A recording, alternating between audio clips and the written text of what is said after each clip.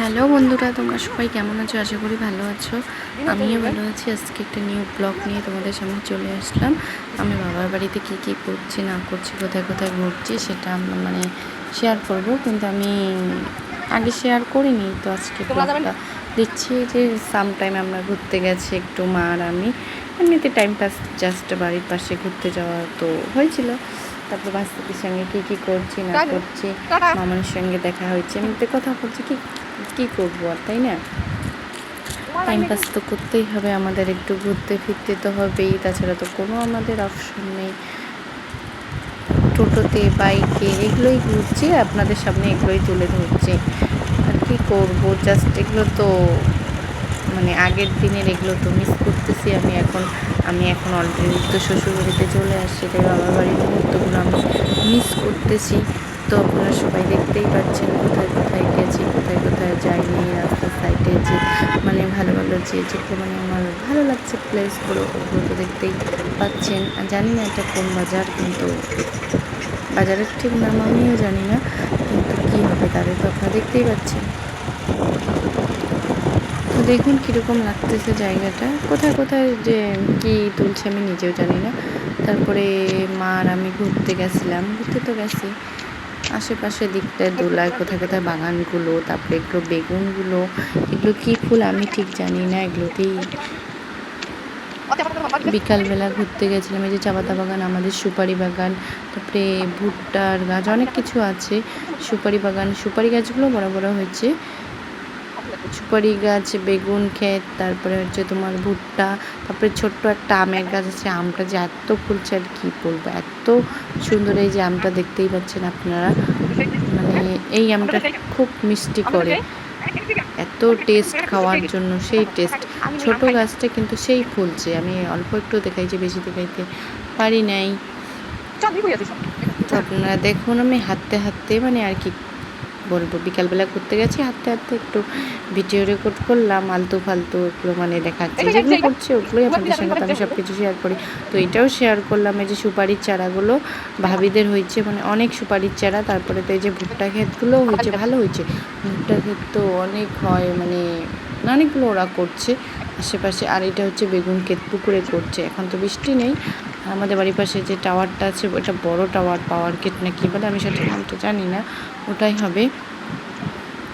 আর কী বলবো, আবার একটু ঘোরাফেরা, টোটোতে, বাইকে জানি না কোথায় গেছি, হেঁটেও গেছি, বাইকেও গেছি, সবখানে আমার একটু। আর এগুলো হচ্ছে মুসুর ডাল বলে এগুলোকে, ডাল চাষ করে, আপনারা তো জানেন, আপনাদের দিকে আশা করি ডাল চাষ করবে, তাই না?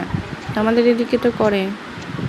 আর এগুলো তো এই যে ভাউটির গাছটা বলেন তো, এগুলো কী ফুল? ভাউটির গাছ, আপনারা তো মনে হয় চিনবেন, আশেপাশে তো আছেই, জমিতে গাছেতে সবাই চিনেন, তাই না?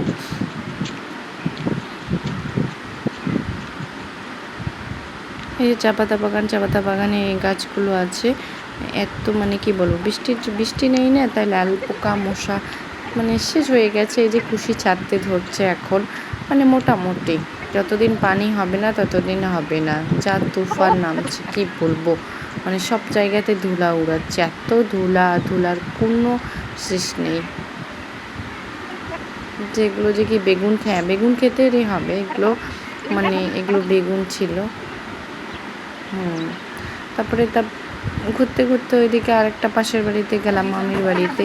তো যাওয়ার পরে ওদের উনানগুলো এত সুন্দর হয়েছে, যেটাকে বলে চুলা আমরা বলি, চুলাগুলো এত সুন্দর হয়েছে, আমার খুব পছন্দ। মামি বলছে এত চা খেয়ে যা, আমরা বলছি না চা খাবো না, কিন্তু না, যে ছাড়বেই না উনি, তো চা বানালো, একটু চা খাইলাম। চা খাওয়ার পরে তো বসে আছি আমরা, আমি চা বানাচ্ছি, আমরা গল্প করতেছি, কেমন আছো কি নাই, কবে আসছো, কথাবার্তা চলতেছে।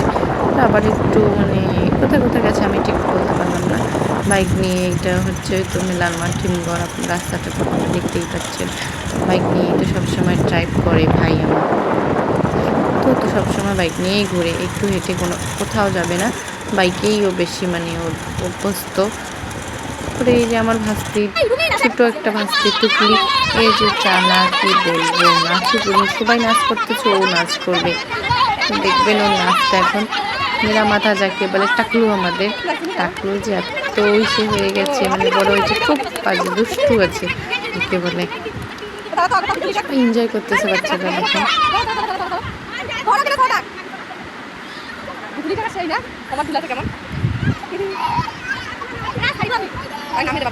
ওদের এনজয় শেষ হয়নি। তারপরে সেদিন মানে কোথায় গেছে ওই যে যাওয়ার দিন যে ওই উঁচু যে বাগানগুলো আছে ওটা কিন্তু ফরেস্ট গাছগুলো দেখতেই পাচ্ছেন, একটা ফরেস্ট। তারপরে টোটোতে করে যেতে হয়, তো টোটোতে করে আমরা সবাই যাচ্ছি। একটা হয়েছে আমার দাদারা, আমি, খালামা।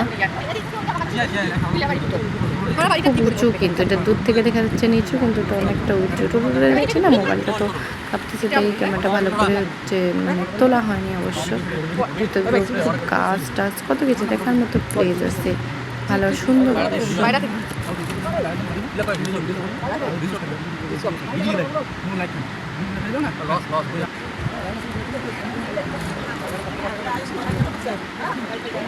এই যে আপনারা দেখতে পাচ্ছেন এটা হচ্ছে বাজার, বাতাবাড়ি বাজার। হ্যাঁ, বাতাবাড়ি বাজার।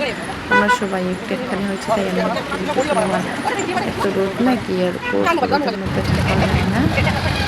এটা আমাদের হ্যাঁ ময়নাগুড়ি ওভারব্রিজ বলে, ট্রেন উপর দিয়ে যাচ্ছে, দেখতেই পাচ্ছেন আপনারা। এটাকে কি ট্রেন বলে আমি ঠিক বলতে পারবো না, কিন্তু ট্রেনটা অনেক বড় ছিল, অনেকটাই বড় ছিল, ছোট ছিল না। এই যে আমাদের এটা ময়নাগুড়ি কলেজ, আপনারা তো জানেন ময়নাগুড়ি কলেজ তো অবশ্যই নাম শুনছেন, কারো তো বাড়ির পাশে ময়নাগুড়ি কলেজও দেখছেন। তো দেখুন কীরকম লাগতেছে। আমিও অনেকদিন পরে দেখলাম, অনেকদিন পরে কলেজ আর যাইনি, প্রায় 1 বছর থেকে আমি কলেজ, 1 বছরও বেশি হচ্ছে, 2 বছর থেকে কলেজ তো যাইনি, আমার কলেজ শেষ হয়ে গেছে। তারপরে তো এই যে আশেপাশে দেখতেই পাচ্ছেন দৃশ্যগুলো, গাছ টাছ বাস কী কী আছে, তো দেখুন আপনাদেরকেও দেখলেও ভালো লাগবে।